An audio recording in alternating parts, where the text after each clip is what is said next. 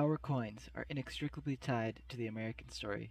They are truly visible bonds to the past, placing us face to face with history itself. Throughout all of history, no country has done more to advance the cause of liberty and the betterment of mankind as the United States of America. After the ratification of the Constitution, our new government realized the need for a respected monetary system, one which could help organize the fractional denominations and streamline internal trade. Alexander Hamilton personally prepared several plans for a national mint. Various proposals were made in the 1780s for a federal mint, but all failed due to lack of money. Many state governments also opposed a central mint due to a vested interest in producing large quantities of copper coins. It wasn't until Congress asked Alexander Hamilton for a complete report on a mint and monetary system that things finally started to get underway. After 6 months of researching, Hamilton finished his report and presented it to Congress on January 28, 1791. But because of the complex nature of the report and the several different topics covered, it took the congressman considerable time to digest all that had been presented. When real debate began on the bill in the Senate, it concerned the placing of the current president's head on the obverse of the silver and gold coins. After a heated debate, the bill was accepted by Senate. It was then sent to the House of Representatives. The House chose to read the legislation with great care. The House, rejecting the concept of the president's head on the coinage, and replaced it with one of their own, the head of liberty. The revised version of the bill was returned to the Senate, which refused to accept the liberty head provision and reaffirmed the original stand. The House now did the same as before, and the bill was returned once more to the Senate, who finally gave in and accepted the House version. President Washington signed the bill into law April 2, 1792. The President personally lobbied the House members in order to kill the provision about the presidential profile appearing on the coinage. Washington had persuaded key senators to vote for the House version. Many believed President Washington should be depicted on the new coinage. After all, European rulers were known throughout the world because of their faces appearing on coins. So why shouldn't the American president be likewise revered?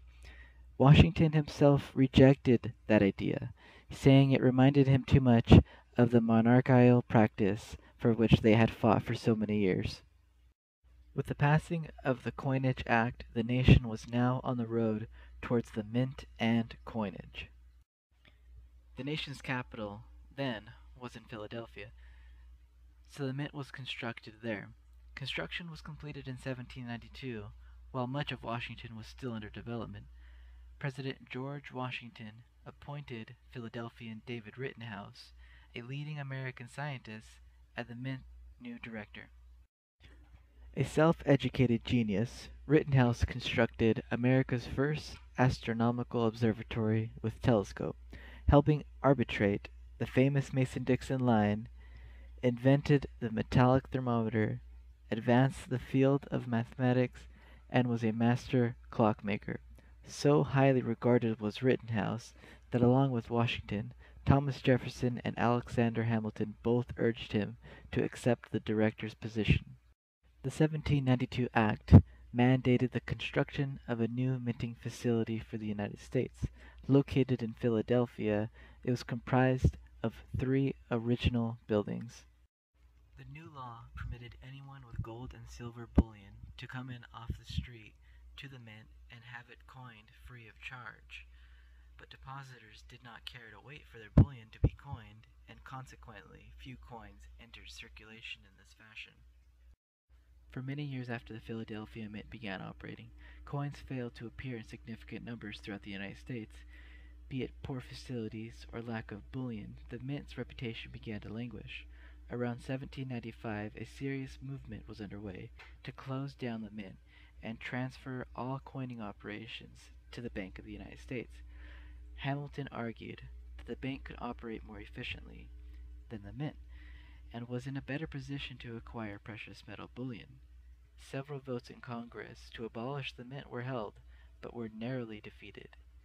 And in an odd twist of fate, it was the Bank of the United States that eventually disbanded, failing around 1811. In addition to crude minting conditions and no bullion to produce coins, the expected movement of new coinage into the channels of trade were greatly impaired by people who exported overseas as many gold and silver coins as they could obtain. The basic reason for this one-way flow was the existing weight ratios between the American money and foreign currency. On the European market, the bullion value of American coins was more than their face value. As a result, many of these coins found their way back into bullion.